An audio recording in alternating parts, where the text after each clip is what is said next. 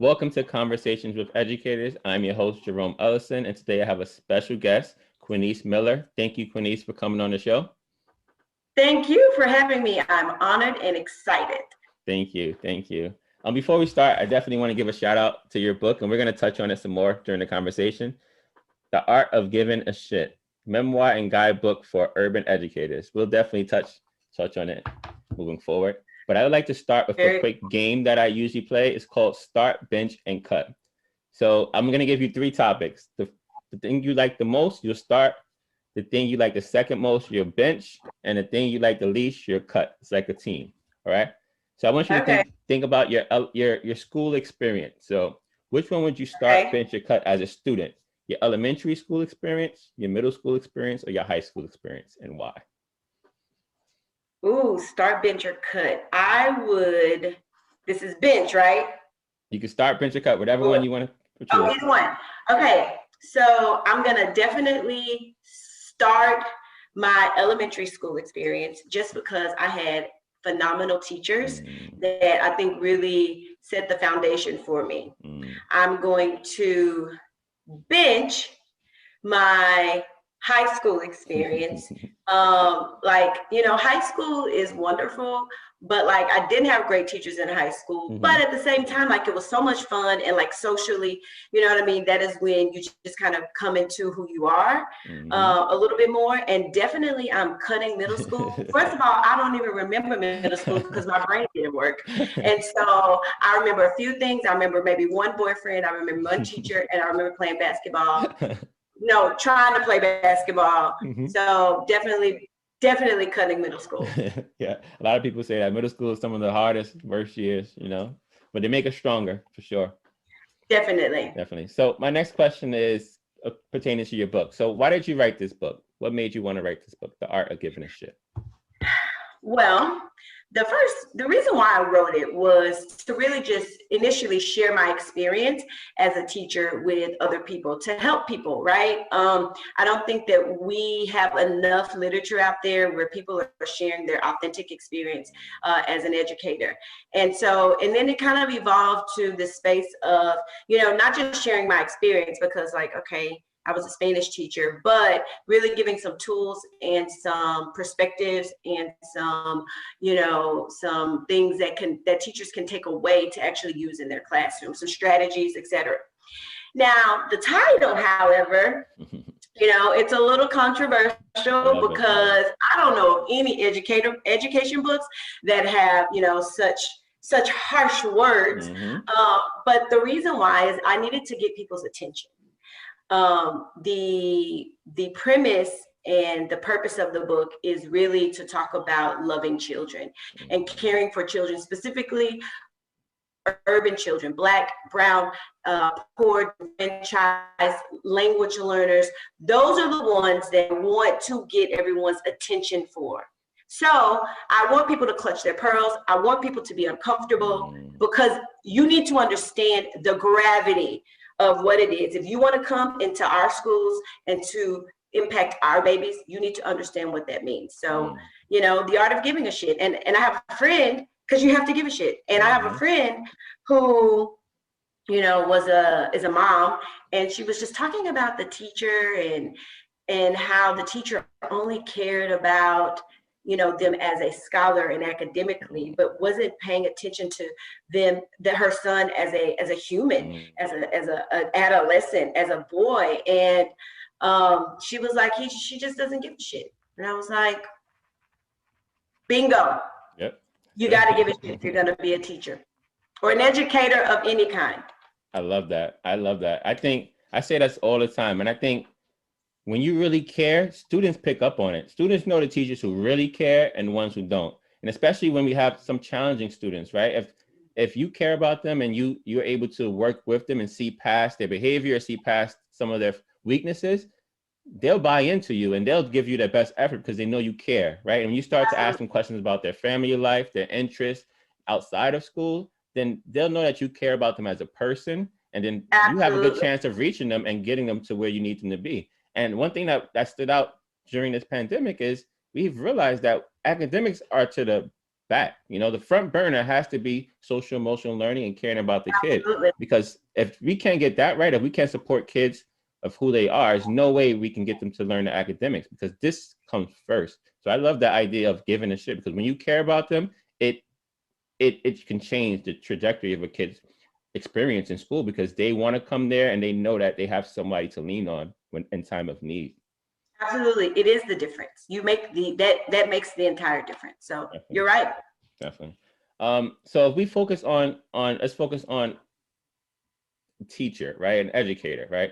What do you say is the main difference between a teacher? What is something that a teacher who really cares, that gives a shit, does, compared to a teacher who doesn't really care and just there because it's a job or a career?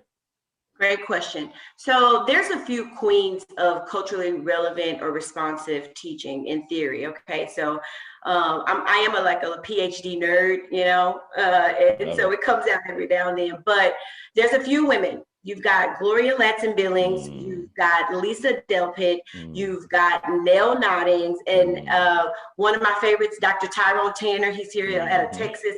He's an amazing culturally responsive leader, expert in the field. But one of my favorites, the grand dame of them for me, is Geneva Gay. And Geneva Gay has this concept where she talks about a difference between educators who care for children and educators who care about children. So let me explain the difference, right? So people who care for someone, there's this active engagement in the things that you do for them. It's not just, you don't just say it, your actions, right? Because love is an action. Love is a verb, okay? But then you've got teachers who care about children, and those teachers, they care about them, but they're not willing to actually do something different for them, or do something different, or sacrifice themselves, or, for example, I care for my children, and I go to work every day. I make sure that they have shelter, that they have food, that they have, whatever it is that they need to be whole and happy. I do the work for that. I care about the environment. Global warming is real, and I do care about it, but I still get in my car every single day. And even though that my car is bad for the environment, I still get in it every single day, and I don't think twice about it. Does that make sense? I love that. I love that. So you got a teacher that gives a shit is someone that is going to actively love. They're going to put the human first before they put the content. They're going to sacrifice what they think and what they want. And I talk about that in my book, how it's not about me. It's about what do they need, and then I shift for them. Does that make sense? Yeah. And so in the book, that's really what the book is about. Like, I was a Spanish teacher, and I really was excited about hablando en español and teaching Spanish, but they didn't really care about Spanish. They needed credit. So I had to shift myself, my teacher-centered self. And a teacher that cares about that does not give a shit or cares about children, they're going to be compliant. They're going to this is what I'm doing in my classroom, and everyone else needs to get on my page. They are going to put pedagogy over people. Woo. That's real. That's the difference.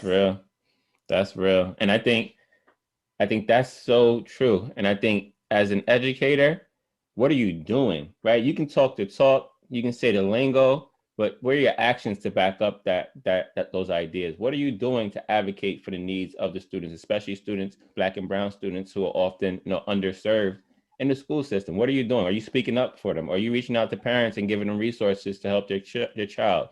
What are you doing to prove that you're about that, right? Like you said, are you still driving in that car, in that gasoline car, or are you going to make the switch to an electric vehicle or something more environmentally friendly? I love that comparison. I think your actions have to match up your words. And I think a lot of us sometimes do a lot of talking, and we have to put more action behind it, because now more than ever, our kids need us. And I think the action needs to happen for sure. Absolutely. I love that.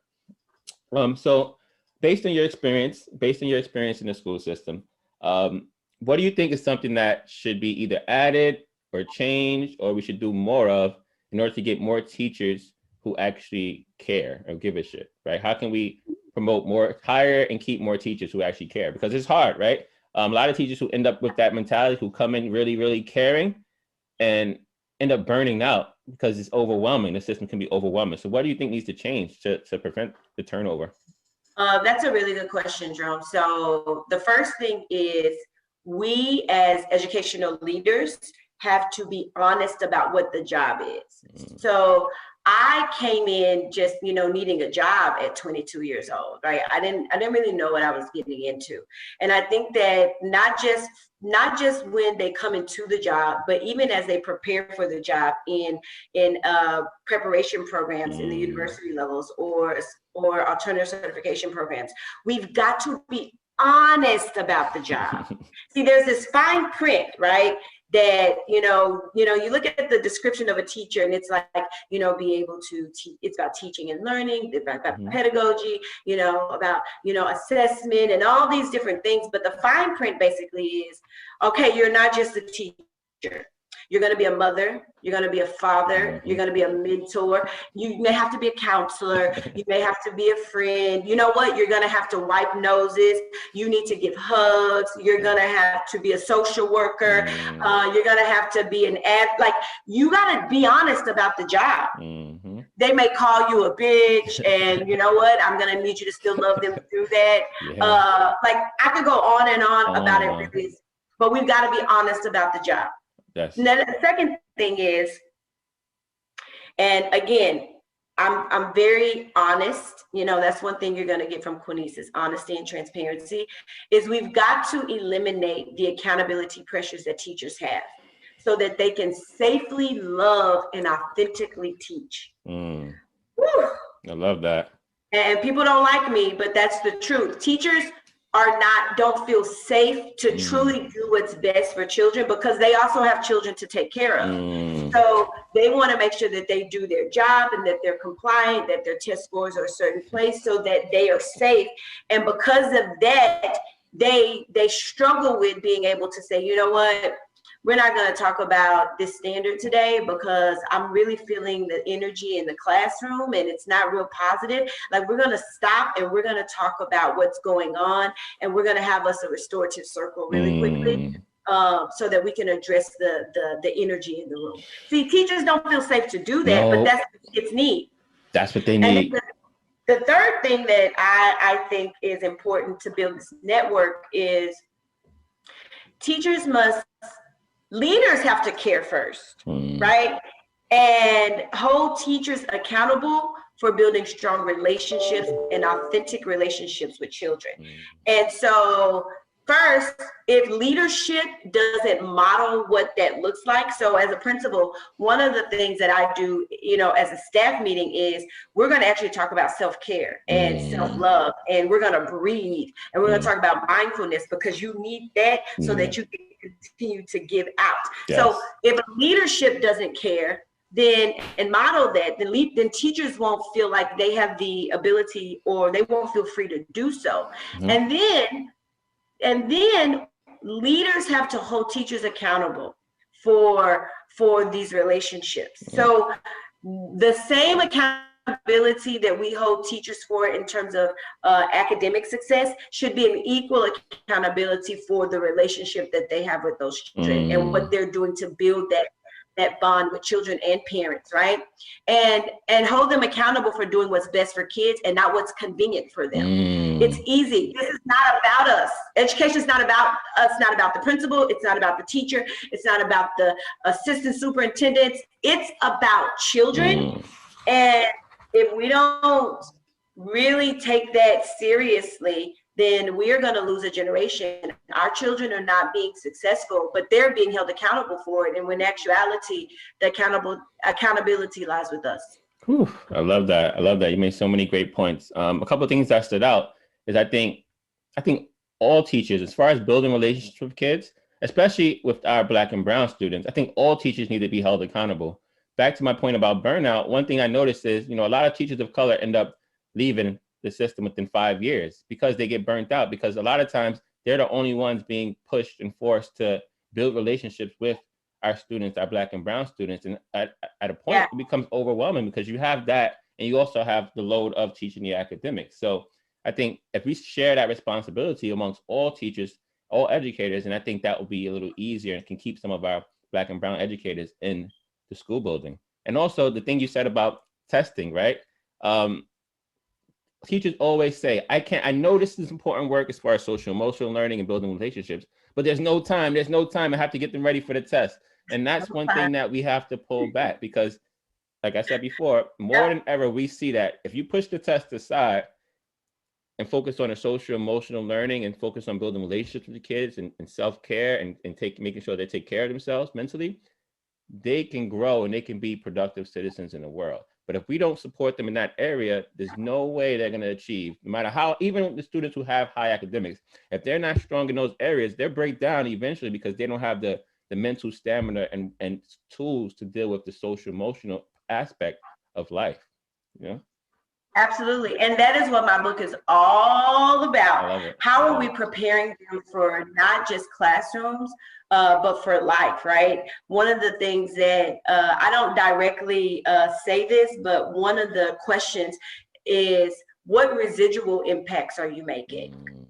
Right? So what are you doing that when they leave middle school or high school, it's still going to make a positive impact on their life. It's something you're teaching them that's going to make a difference for life, right? Like, and if you're not making residual impacts, like you just got to ask yourself, like, why am I here? What are you doing?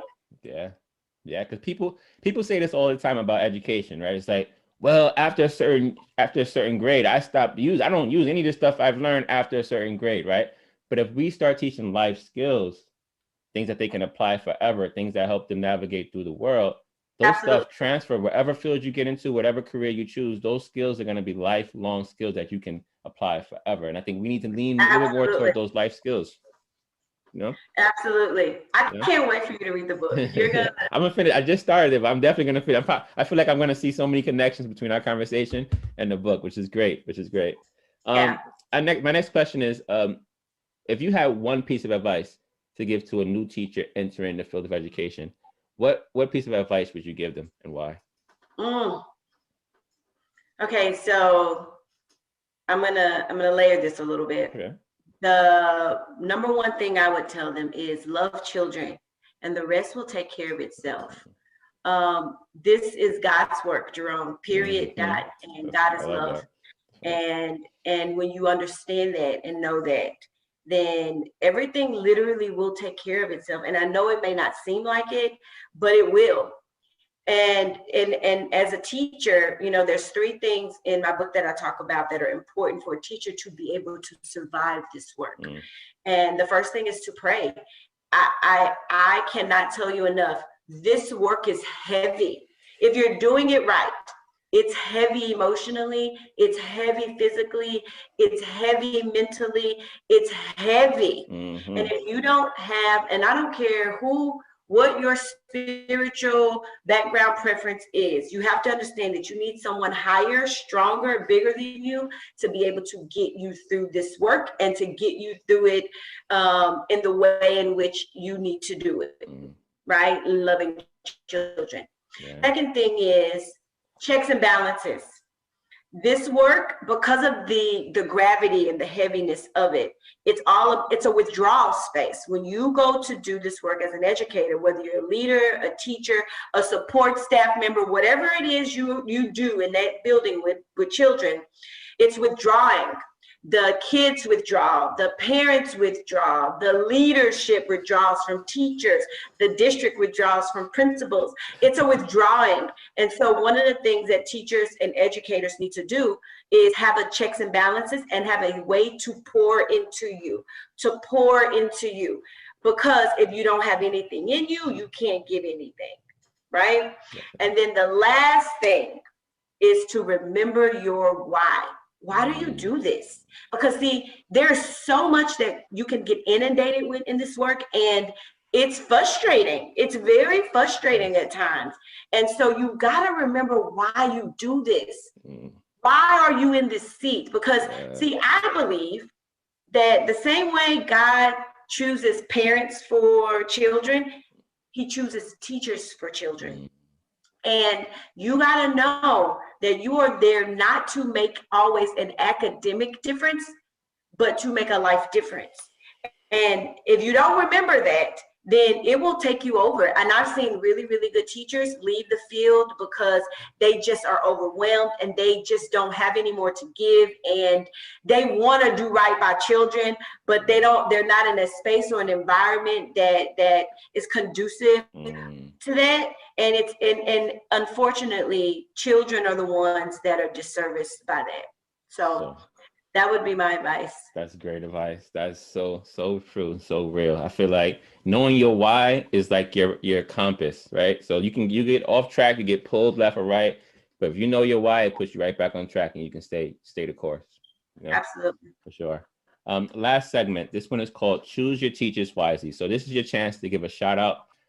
As you know, education happens in schools and definitely outside of schools. So who is one person or one thing, either or, who has educated you to be a better person? Just pick one person or thing you would give a shout out to. To be a better person? To be a better person. Oh, that's so hard. I am going to shout out. Oh, that's so hard. Pick one. Just one? Just one. Okay. Someone that inspires me to be a better person, I would say I'm going to shout my mother out. I love that. Her and I, you know, we have our moments and our times, but one of the things that she has done my entire life is model for me what love looks like in action. And I come from a single parent home, and my dad and my mom and my stepmom worked really, really well together, not doing what was best for them, but what was best for me. And they, you know, all taught me what the real meaning of loving someone meant. And so my mother, though, she could have taken a lot of different ways. She didn't, because she thought about me first. So she definitely inspires me to love harder, to love more, and to love more authentically to everyone that I come into contact with. I love that. Thank you, Queinnise, for coming on the show. I appreciate you so much. You share so much great insight and advice and information that so many people can love and learn from. So I appreciate you so much. I want to shout out your book one more time, The Art of Giving a Shit. Please get this book. It is great. I just started it, but I can tell it's going to be great just based off this conversation. And yeah, thank you. Thank you for your time. Thank you guys for watching. Stay blessed. And remember, education over everything. Bye. Bye.